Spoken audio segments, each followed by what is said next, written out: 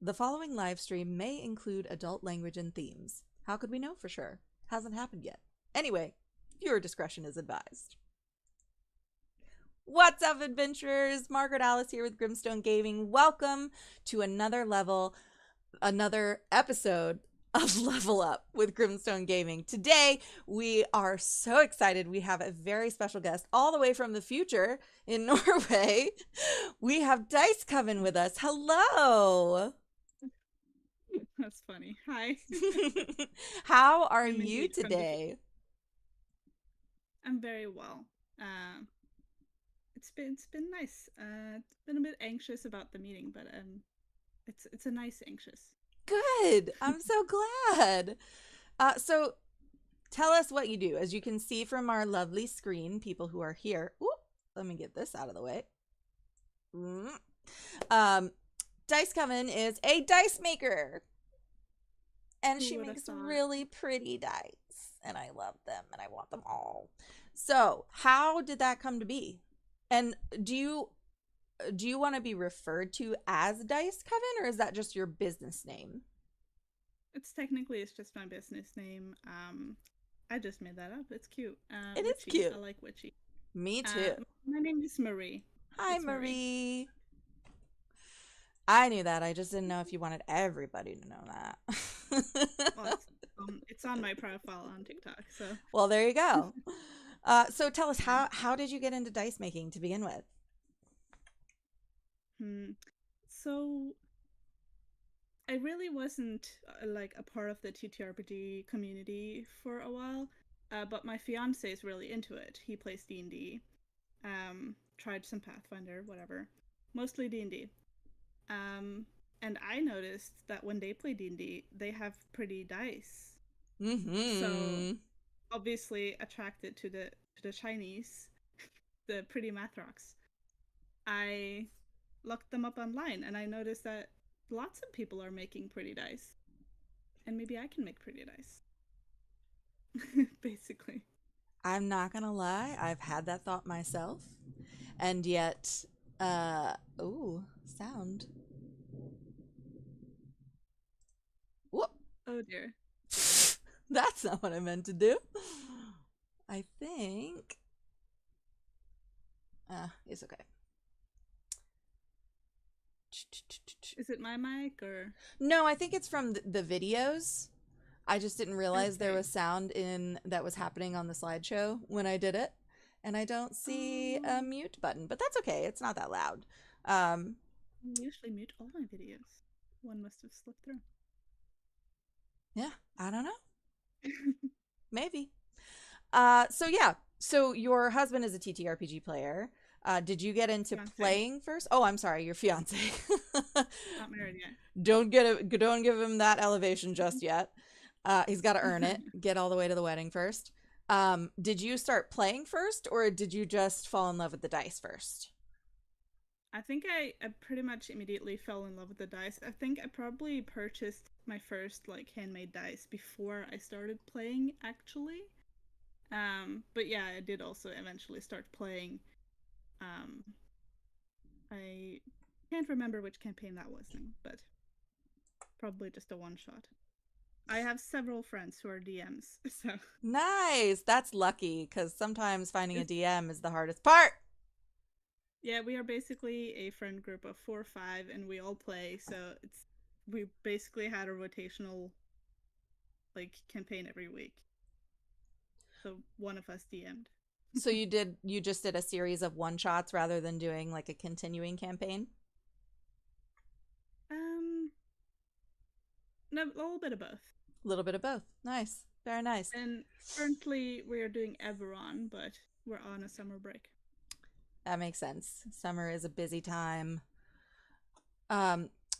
So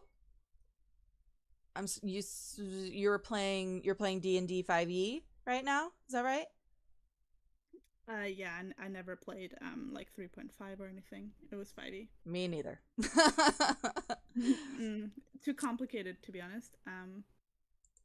But I have actually played some Pathfinder, 2nd edition, and that's very complicated. I think I read something that basically summed it up with D&D is more straightforward to get into, but I think Pathfinder had some other advantage in the long run or something. I don't know. I'm a fan of trying all the systems if you can. But D&D 5e is what I learned first as well. And I think it's a lot of people's gateway into TTRPGs. So, Yeah, same. how did you go about starting to make dice? Damn, actually answering the question. Let's see. So I think it's about 2021, maybe like 3 years ago. Oh, that's crazy. 3 years. Um, I just ordered some molds on Etsy and some resin, and I just tried for the first time. My first dice came out like soft. They soft cured, right? Because I didn't know how to do it properly. Um, but after watching some tutorials, it was great. That's Like I thought it was awesome. easy. Well, I'm The sure. only problem is making sure that they get hard and not soft, because soft Ha- resin is actually quite poisonous. so is does it have to do with the type of resin you use or does it have to do with the method of curing? Oh, it's the method of curing. So Usually, when you have resin, there's two parts, and you have to mix them equally and for long enough. gotcha. Yeah. That's good to know. And so when did you feel that your products were good enough to start selling? Mm, it's probably like a few months in. I got the technique down. Like I figured out how to sand and polish them, and they were pretty. And at first, I just made like sets for my friends. They all got one free set each, Nice. and they obviously enjoyed them. And they like offered me money, and I declined, but I figured, oh, I could make money. That's amazing. We love to see it. I personally am a dice dragon myself, and I'm sure you figured that out from how many times I comment on all of your photos. These are so pretty. I want all the dice. What are your favorites like combinations of materials? Like do you use anything besides resin? Like how do you get the glitter, sparkle, other bits of things in there? Let's so there are certain like resin colorants you could get. But I just use alcohol inks. They're very Oh, easy to get at nice. craft store, right? Just alcohol inks, or you can even use paint. Um, Wow. I tried using nail polish, but it reacts weirdly with the resin, so I wouldn't recommend. Uh, but nail polish would also be like cool if you made it work. I don't know. Wow. And then what kind of paint do you use to ink them? Acrylic, just acrylic paint, and also the paint you use for miniatures. That's also very good. We have a The bunch of that in miniature this house. paint. You can use those to paint dice. Interesting. Somebody's gonna have a craft project, I think, coming up. I want to make dice. What advice would you give to people who are just starting out making dice? uh, Advice: get the proper safety gear. I think you Okay. need the mask, the respiratory mask, and you need good ventilation, and you need gloves and all of that. Because resin could be quite harmful if you breathe it in. So Good to something know. I didn't really know when I started. Did you start without a mask and then realize you were like getting headaches or something? Yeah, actually. Ah, bless. But I used to have the window open. Like I don't really have a like an office or a craft space. I just sit in the kitchen with the window open and the fan on. But I did notice that you would get lightheaded, or my fiance would like sit on the other side of the room and he would get lightheaded because of the Wow. fumes. Yeah. Well, good to know. So don't try this at home without proper equipment, y'all. Yeah, Uh, and in some of my videos, you can see I'm touching stuff without gloves. Don't do that. Use gloves. I try now in my videos to always have gloves on, but I'm not the best at following my advice. Just make sure you don't get it on your hands. Basically, like if you think you can, like not get it on your hands, that's great, but it could be messy. So gotcha.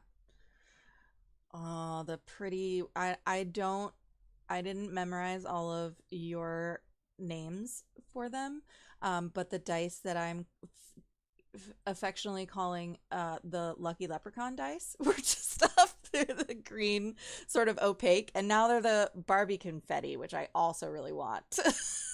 That's the clear ones that are really sparkly with the pink ink. I love those. oh, I I barely remember my names to be fair, but What are some of your favorite color combinations or a favorite style of dice that you have made? that I've made. That's a different question. I was like, I love green and gold. I have actually not made a green and gold set yet. There is the set that looks like Mardi um, Gras though. I also want those. They're green and purple with the gold like flecks. You know what I'm talking about? This is hard and you yes, I have can't. like it's hard to describe all of them. You Yeah. know, I think probably my favorite set is the. It's called Astral Dreamscape. It's like the teal with the big with the splash of purple Oh, and the gold letters. that might be the one I'm talking about. I just described it as green instead of teal. I think that's what I was just talking about.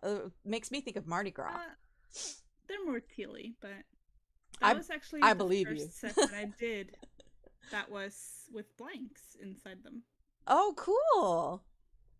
And For man. what does that mean for our viewers who might not be as familiar with the terminology? Right. So blanks are like the dice but without the numbers on them yet. So you can make them however you want without like you can put stuff on the outside of them without disturbing the numbers essentially, or stickers, or like nail stickers are very good for this sort of thing. Um, Oh. and then when you're happy with them, you can cast them into their numbers, and then they get like a pretty shell. I see. So you make the inside first, and then so I'm looking at the ones like that I had previously referred to as the Barbie confetti. And I see Mhm. there are some little flower stickers. So you would make them and then put the stickers where you wanted them, and then do a casing essentially to add the numbers on Yes. top. That's Yeah. very cool. Hmm. That's awesome.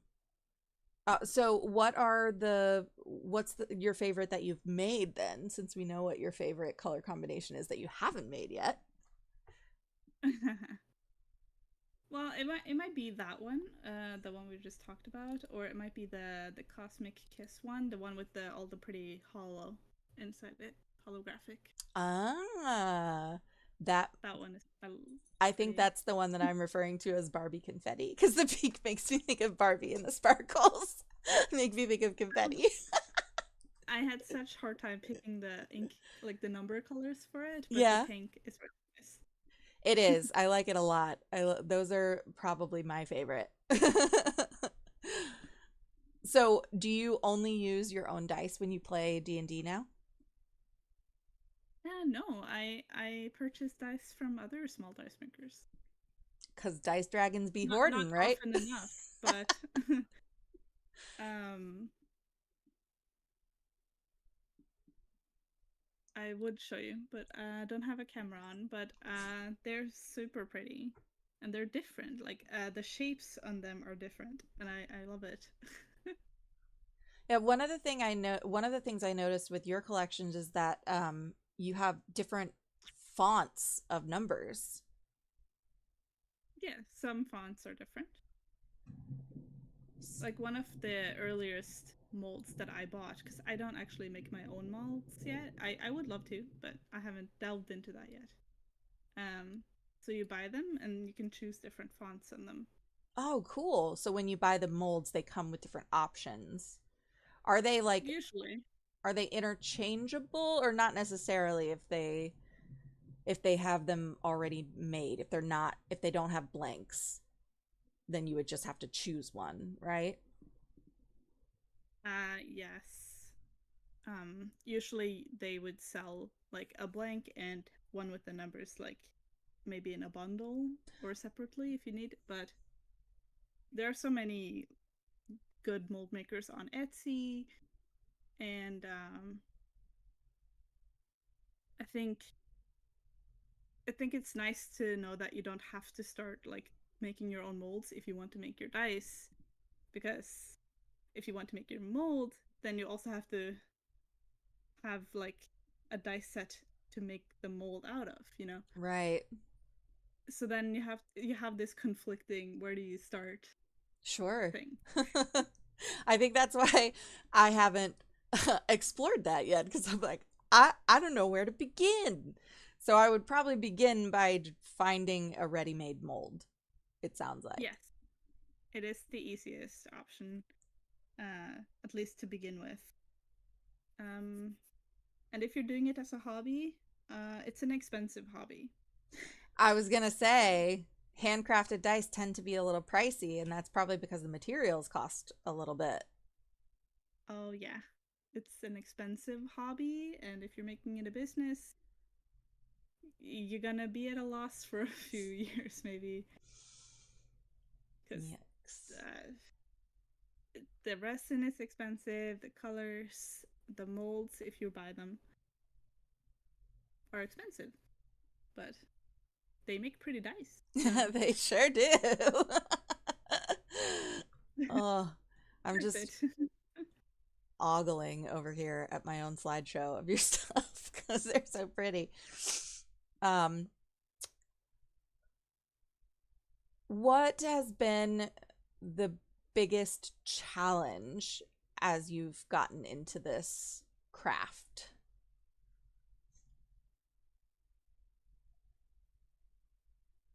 Regarding the craft itself, Mm-hmm. probably making sure that they cure properly. I was talking about how they are sometimes soft and sometimes like not cured properly. Mm-hmm. To make your dice cure properly, you should either have a pressure pot or a vacuum chamber, right? To, I guess, to suck all the bubbles out of your dice so you don't get bubbly dice. Um, and in the beginning, they are very expensive tools. So I didn't have them for quite a while. And that makes it real difficult if you just have them curing out in the open to avoid bubbles and to avoid like soft curing. Mm.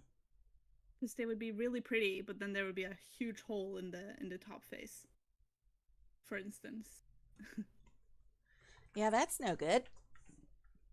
Yeah, so that's also, the set that you liked, the confetti Barbies. Yeah. That one doesn't have a D12 in it because that D12 didn't. It's not rollable. You can't roll it. Oh, oh, poor D12. I didn't Like even I notice have the that, to be D12. honest. Like I have the D12. I inked it and everything. It's just well, it's a different problem, but this one has some sides that are slightly rounded, right? So all the sides aren't all flat, and therefore it won't roll Ah, properly. I So I had to see. sell that set without the D12. Wah, wah. It happens. It does. I would still take it. They're very pretty. Yeah, yeah, I still get the D12 with the set. I just wouldn't charge for it, I think. Oh, okay. Because Um, it's still pretty. yeah, they are. They're gorgeous. Just put them out for decoration. Don't even roll them. These are too pretty to roll. Uh, So where does your pricing sit, generally speaking? Mm, oh, I'll just have to look because it's in dollars, right? Oh, true, true. I didn't even think about that. Sorry. Not I just only have is to she in the convert real future, she quickly. has different money. Indeed. Right. So I have some standard sets. I just lowered my prices actually a little bit. They're at Hello. around $30 to like $50, $60, depending on complexity. Wow, that's actually really good. That's a really decent price for handcrafted dice. Like I just lowered them like a week ago actually. It used to be 40 to 70. I've just lowered it slightly. And I notice Um, your 20s are cauldrons. some of them are, not all of them, but I did have I had a custom mold made. It That's was very cool. cool. That's super cool. I like it especially on the purple and orange set. Very Halloweeny. Oh, I love that set. Yeah. That one sold quite quickly actually. I love it. I bet. I bet. So where can people go to buy your stuff? So I have a website through Etsy. That's dicecoven.com. Or if you just prefer to go to Etsy, it's dicecoven.etsy.com. Easy. Doesn't Right. really matter. They're both through Etsy. So Great. And then you're on TikTok as Dice Coven. I'm probably everywhere as Dice Coven. Although Twitter is diminishing Yeah. Uh, quite badly. that's kind of a little bit of a sore spot over here. A little. No, I've just been on Twitter. I never post. I just repost other people's dice, basically, because I like them. But That's I never fair. post on it because I on Twitter I don't get any engagement anyway. So, Not but I'm on surprising. Instagram, Threads, TikTok. Is there another one? Facebook? Tumblr. I'm on Tumblr. Not Tumblr. as much. Not as much as I probably should, but That's one. mostly TikTok. Yeah, that's one we don't do either. We focus a lot on TikTok. We're also on Instagram and Facebook. But the TikTok TTRPG community is amazing. That's how we connected. Yes, it's quite nice. Um, I actually grew quite fast. Oh, yeah? Yeah, I think so. Because I just started the account like this year. Goodness. And how many followers are you up to now? Uh, let's see, like 3,000 something. Jeez. 3,138. Well, congratulations. Well done on that. We're making our way behind you. We just had our 500 little celebration. Every little step, That's right? so good. Yes. But I've been for like at least 2 months. I've been posting every day because even if it's an old photo, I've just posted something every day, and I think the consistency is just paying off. That's good to know. I started out stressing about it and trying to post like every so often and like 3 times a day. And honestly, it was just too much. It was very stressful. So now It's I'm just when we have content, there's content. And I try my best to be on there every day, at least engaging with other people. We've got connected with so many amazing TTRPG people.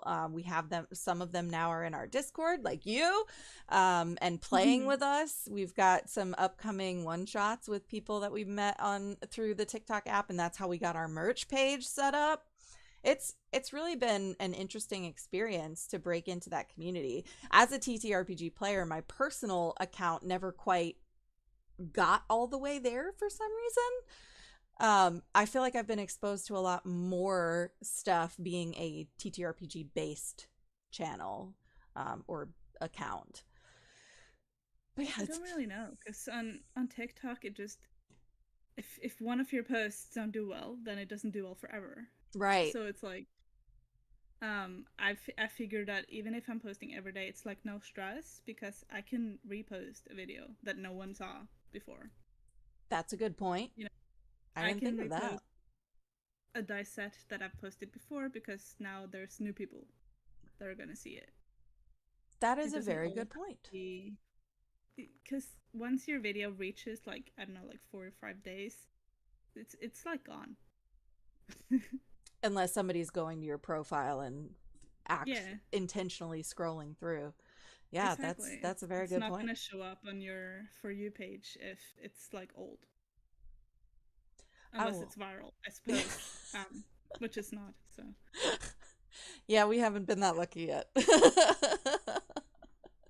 so I try not to stress about it, but I do try to have that consistency. Yeah, absolutely. That makes sense. Any other like business strategy advice for people who might want to get into move their dice making from a hobby to a business?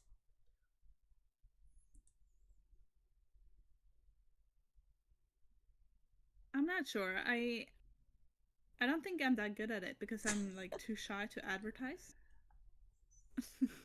Well, You you're know, here. I would say, yeah, but like I would say in the beginning, uh, it's like, oh, I if I like tell people to buy my dice, that's cringe on Twitter or something. Yeah. So I like took my time getting into like actually showing people my product, which I think you should just start immediately. Even if you have like 2 followers, you do put out your products and stuff.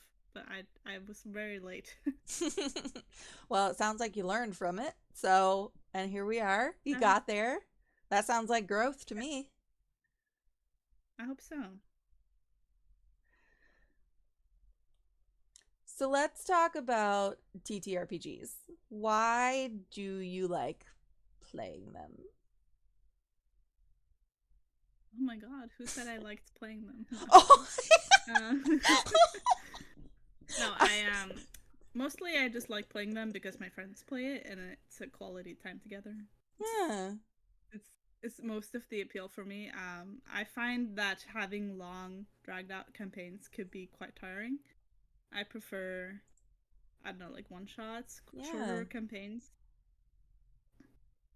And also, my friend group has a tendency to RP a lot, Ours and I'm too. more of a dungeon dweller. I see. So So, you're just there for the math rocks. so I'm just there for the math rocks and the combat. So what kinds of what's your favorite class to play if you're combat oriented? Oh, the Gloomstalker Ranger. Excellent choice. Excellent It's choice. amazing. I My actually, sorry. sorry. No, go ahead. So I have a character that's like 3 levels in Gloomstalker, and then the rest fighter, right? Oh, Archery. cool. Yeah, That makes did sense. like 200 and something damage on first turn. Wow.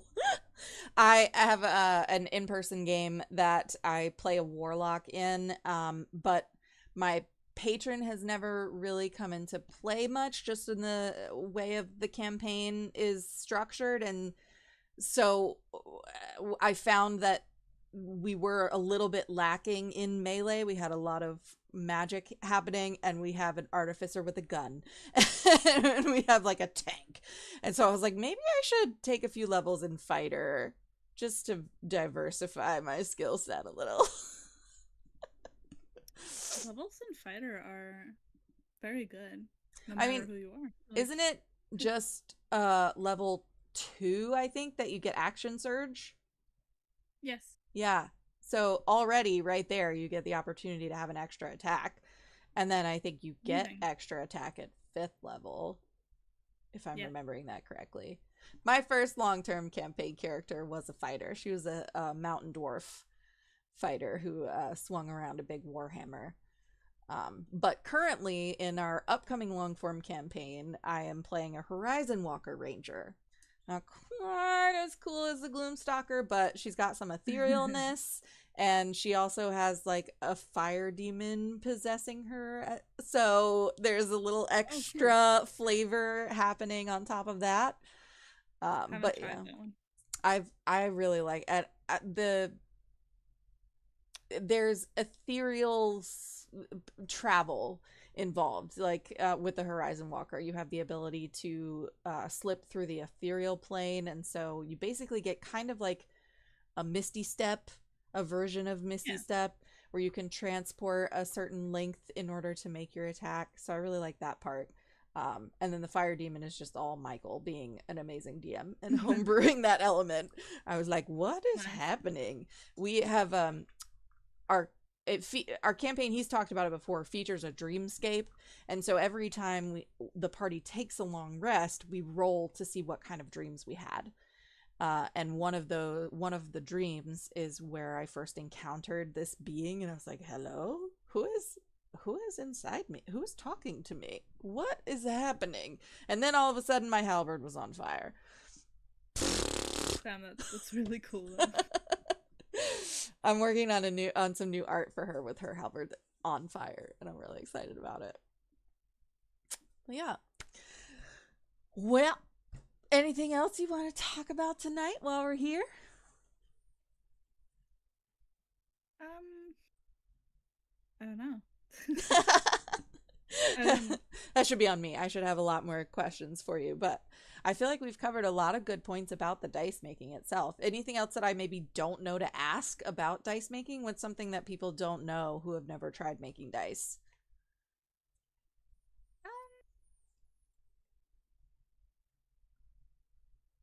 Like I'm not sure. Maybe how to like sand and polish them properly. Oh, Like people don't talk yes. about how like hard it is on your hands, I suppose. So what do That you could be something. use? Are you going at it with sandpaper, or what's happening there? You can use sandpaper, but I use Sonai paper. Okay. All right. It's just a different type. Um, it's it's basically just polishing paper from like tough to fine grid, right? Um, but what I meant was like if you have bad like wrists, it could Ah, really hurt you. Like it can really hurt your hands if you're not careful, because you have to sand each side of each die for each paper. whew. Yeah, that So sounds time consuming as well. oh, it's very. There are things you could do to like get around. Like get a pottery wheel works, What about a Dremel? or a Dremel. Yeah, I've seen people use a Dremel and like the cotton to polish it. Yeah. There's also like what type of polish do you get? What kind of Um, polish do you get? I get one for like car headlights. Interesting. Yeah, it's it's polishes and it's shiny. Are And there options for like a matte finish versus a shiny finish? oh yeah, if you want a matte finish, I suppose you just don't polish it all the way, for your papers, right? That makes sense. Also, as you make dice in your molds, the molds will get less shiny. So if you're using a mold for the first time, the dice that come out will be very shiny to begin with. You might not even have to polish them. Hmm. Um, and the longer you use it, like the dice come out duller and duller and duller. So it takes longer Um, to get them up to snuff. yeah, but if you want matte dice, they might be ready as soon as they come out of the mold, depending on how you want them to look. That's very cool. So Depends. Molds also like rip and tear at the edges, so you might have to like clean them replace up. them. So how if there's like an extra piece, how do or I mean, I imagine there's not much you can do if there's like a divot or a hole. But if If it's a hole, there's you can always try to like put additional resin on it, but it will never look like how you want it to look. Yeah. But usually, the one faces will always have some sort of imperfections in it. If it's like a tiny divot or like one tiny bubble or something, it's normal. I've never noticed. I guess I should look at my Honestly, dice it's more carefully. unnoticeable. Honestly, it is unnoticeable unless you're like doing like a macro photo. Gotcha. I'm looking at the pretty gold ones now. So are all of the bits of like gold foil looking material, is that applied the same way as the stickers? You just make blanks first as opposed to actually putting You things in the resin? you could, but gold foiling is so light that I would honestly rather put them in the molds directly and just fill it with resin because it sticks to the inside of the silicone. Oh, that makes sense. So you put the foil in first and then pour the resin in. That's Yeah. Yeah, that I makes a mean, lot of I'm sure you sense. could make blanks and then put the foil on, but it might be harder for them to like stick as you case them. Not sure. Haven't tried it. And I've seen videos of people inking dice and they just wipe the surface clean. They just kind of glob the paint there on the number and wipe it off. So does acrylic paint not stick to the polished surface? Is that what's happening? No, it does stick if you let it, but while it's wet, you just brush it off a piece of paper, towel, whatever, and usually you would get all of it off and you would just avoid the number. Gotcha. But you usually have to polish them after inking them just to get the last bits of paints off. That makes sense too. So what kind of paper did you reference? Not sandpaper, but You can use a microcloth. I use paper towels. I usually use like a cloth for like the final actual polish. gotcha. Like a lens, like a glasses lens cloth, something like Yeah, that. you could. Yeah. Huh. Excellent. And then you have to not touch them for a little bit. That would probably be the hardest part for me. I'm so impatient. How long do they take to cure? Oh, that could be 24 hours to 48 hours, depending. And if you don't have a vacuum chamber A or a vacuum pressure pot? chamber could probably take multiple days. But even it should say like on the type of resin that you use how long that resin takes to cure, and it's different for all of them. Um, but even like I noticed that mine are definitely like dice after 24 hours, but I always let them sit for like 2, 3 days just to make sure they're like completely hardened. Well, sure, you know anybody Otherwise, getting toxic exposure or anything if they're no, too soft. they're too soft if you can dent them with your fingernail. Good test. All right. So you should Yeah, not be able to scratch at them with your fingernail. What are not the really. different types of resin and why would you use different kinds? Oh, I have no idea. Like my craft store has like two types of resin only, um, and I've only used one of them so far, and Gotcha. it's great. No, it's a two. It's like a 1 to 3, I think. It's not as easy as like a 1 to 1, And but what is this that depends. ratio? What are you mixing when you reference that ratio?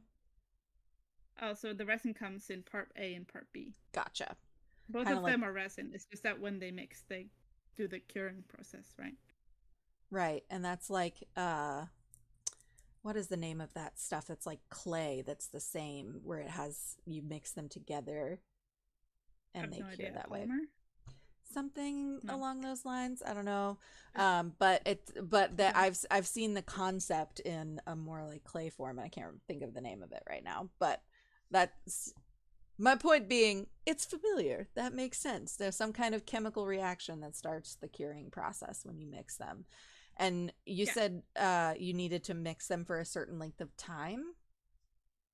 Yes. How long? You have to stir them together for like at least like 5 minutes straight. So Wow. if I'm mixing them, it could be hard on your wrist to mix them as well. Um, at least 5 minutes should be like a longer. If you don't mix them and they are like not properly like, I guess, mixed, obviously, they won't cure properly. Yeah. Do you get like a motorized whisk, like a mini whisk or a frother or anything, or you do all your mixing by hand? I do it by hand. I think like a milk frother would not be strong enough Interesting. because Okay. resin is quite gloopy. Yeah, that tracks. That was just the first thing that I thought of because I've got one, but I know there like I have mix whisk attachments too for like my mixer and stuff. So I didn't know if Yeah, something like that might work. I would assume so, but I think you would create bubbles. That is a good point because you'd be whipping some So air into there. if you don't have the vacuum chamber or the pressure pot, I probably wouldn't recommend it. Good point. All right. Very cool.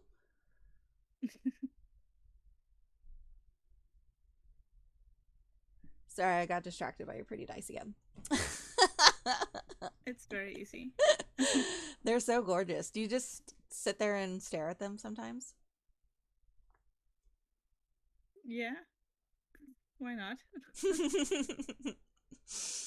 What are your goals for your dice making craft going forward? Are there things that you want to try in the future? Oh, you know those pretty like people make the like geode dice? Have you seen them? Yes. I haven't tried making geode dice. They look super pretty. They do look super pretty. I have a friend from high school who also makes dice who just started with some geodes. In fact, shout out to Pixie Bellamy here who also makes dice and just had one of her handcrafted dice used in a giveaway by Dungeon Alchemist. What? Oh dear. What? That's so cool. So cool. I wish I were as cool as you guys. That's amazing. The geodice look like it looks complicated. Yeah. I don't know. Have you done any research on the ooh, just lost the word on the method that you would use for that? I have no idea. Not yet. I'm assuming you would use like a drill or something. I don't know. Well, you find out and start making some geodice and get back to us and tell us how it was done. Perhaps. I've been making a lot less dice than I would like to, like, because of work. So Mm, boo. Isn't that the yeah, boo. way? It's boo, and now school starts, so it's also boo. Do you work in a school or you have kids in school or I go to school. you go to school? What are you going Yeah, to school for? I'm currently finishing up my master's degree In what? in translation, That's English to cool. Norwegian. So, are you what do you plan to use that to like I don't know, translate novels or to be a translator in meetings or classrooms? What do you want to do with that? Ideally, I think I would love to translate like subtext on like movies and stuff. That sounds cool. Yeah, it does. Also Um, nice and quiet work by yourself. yeah. Well, work involving translation is mostly freelance, so Yeah. I don't know. That was my least favorite question. I shouldn't have asked you that. People ask me that all the time about my master's. Like, what do you want to do with that? I'm like, I don't know. I just want to know stuff. I I don't just know. want to be better equipped in general for dealing with life. I don't know. I just like language. Me too. Funny enough, that's actually one of my Horizon Walker Rangers focuses too, is communication. She worked as a translator. That's in her backstory. Very cool. Yeah. Personally, I've never been able to get immersed enough to become fluent in another language, which is very sad, but that's how it goes a lot of times in America. But I took a little bit of multiple languages instead. So I'm not fluent in any one of them, but I can recognize, read, and translate a little bit of Spanish, French, Italian, German. It's a good start, though. But I mean, I I'm just grew rusty. up in a non-English speaking country, so Right. And it tends to be the case that most kids who grow up in non-English speaking countries end up bilingual or trilingual or yeah, craziness. because we have English from like first year in school, so like first grade. Dang. That's cool. We get like It used to be third grade, I think, but now it's first grade. there are some immersion programs that you can get into in the US, but mostly it's like you're required to take 2 years of a language in high school. The end. Lame. Yeah. I was really sad actually because I did my best. I did my very best. I am a quarter Spanish, so I have family in Spain and I have family in Costa Rica. Oh, cool. So I started Spanish classes as soon as they were available to me in school, which was middle school for me. So I took Spanish my 7th and 8th grade years. And when I got to high school, I was like, okay, now I'm on the second level. But I went to an arts high school where nobody was there to study language. And there were only like 70 some people in my graduating class. So they could only offer so many classes and nobody else was at the same level as I was. There was one other student I remember we ended up taking honor Spanish 3 as a like independent study class cuz there were only 2 of us. And that's not super helpful. No, man, I was just trying to like connect if our grades are the same. So what year would 3rd grade be? How old would you be at that point? Like 9 or something. Yeah, that's the same. Yeah, Mhm. yeah, it's the same, right? Because you start school at 5. Yep. Yeah, Although or the in year you turn 6, I suppose. I don't know. yes, the year you Maybe. turn 6. I missed the cutoff. So the year that I was eligible for school, they were like, "Okay, she's going to go start kindergarten." And my mom said, "No, she can read. She's going to go to 1st grade." Oh, okay, yeah, yeah. You just not in kindergarten there? No, I just never went to kindergarten. What? I just started in the 1st grade. No pressure. Oh, that's It's weird. fine. Okay.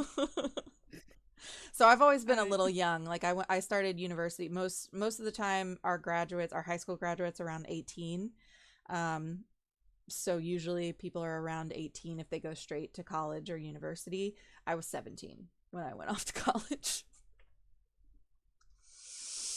Not It's even very old cool. enough to sign my loan forms for myself.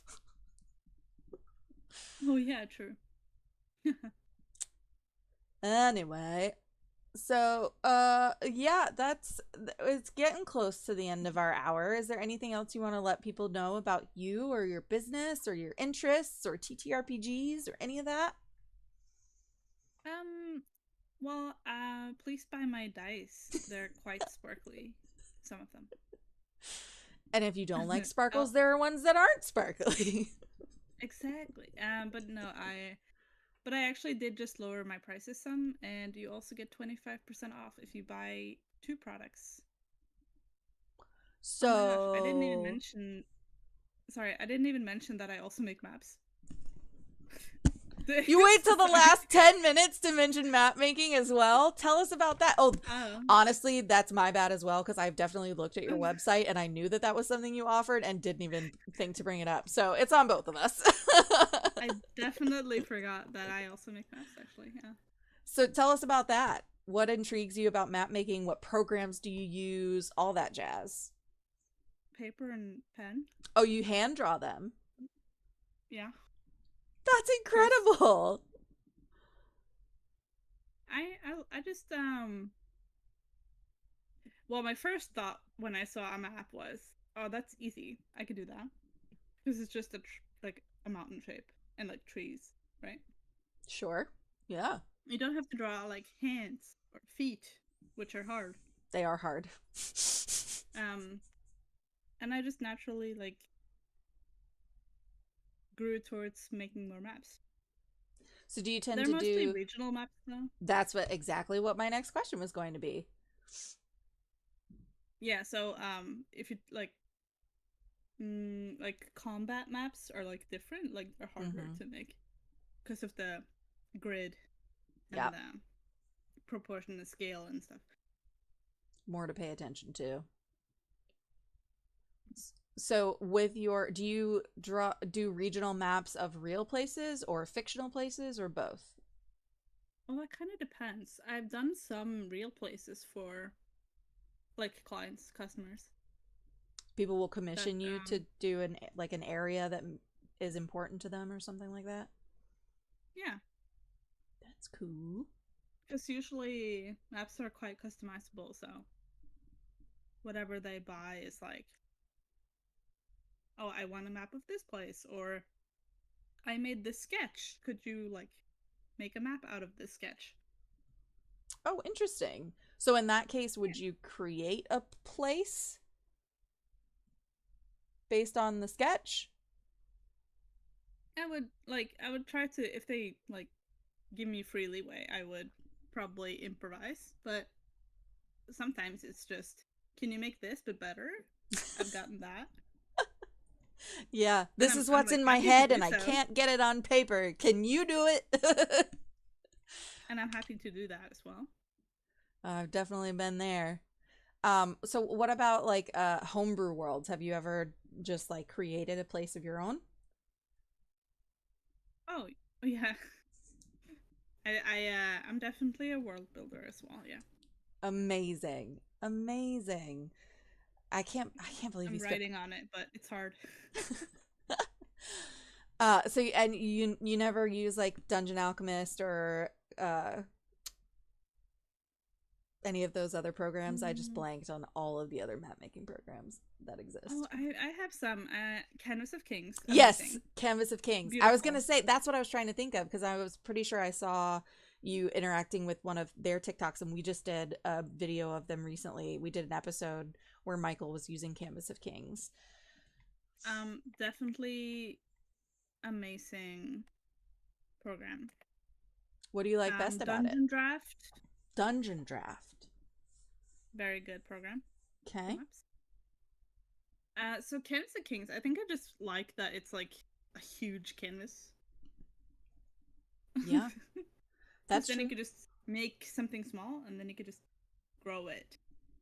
I think at some point it would like crash your PC, but That's a good point. But yeah, I think that's one of but the things Michael likes about it too. He was drawing on it and he's like, and we're done with that. So we're just going to move over here to a yeah, so blank spot. theoretically you could just make a huge like interactive zoomable map. So But, cool. but I do think your PC would struggle a lot if you made it very big. Fair. Fair. Fair. So tell us one more time where people can find you and your dice and your maps. Yes. Dicecoven.com .etsy.com. Perfect. And that's Cool. 25% off if you get two. And the prices Yeah. just got lowered. So go grab them. I Nice. am Margaret Alice. This has been Level Up with Grimstone Gaming. You can find us here on our YouTube channel, which is at Grimstone Gaming Group. Get in touch. Send us an email at grimstonegaminggroup@gmail.com. You can find us on TikTok and Instagram. TikTok, we're Grimstone Gaming. Instagram is grimstone.gaming because Grimstone Gaming was already taken. We will be back next week with Tabletop Turntable on Tuesday. And then we have another amazing interview coming up with Dragon Mount Press on the next episode of Level Up. So make sure you guys come back for that. They're going to be talking about their game Zombie Road RPG. Super excited for that.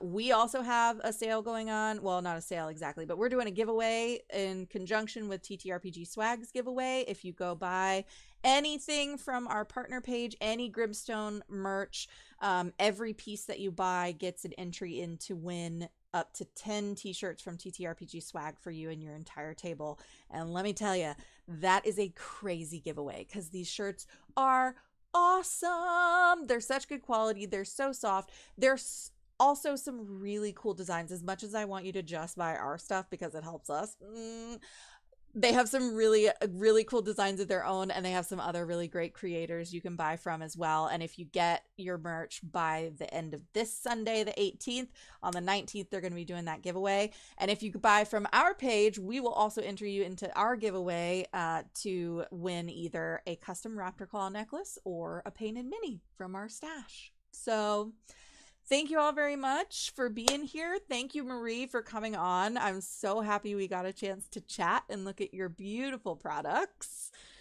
Good luck finishing your masters. I'm so glad. I'm so glad. We will catch you all later. Never stop playing.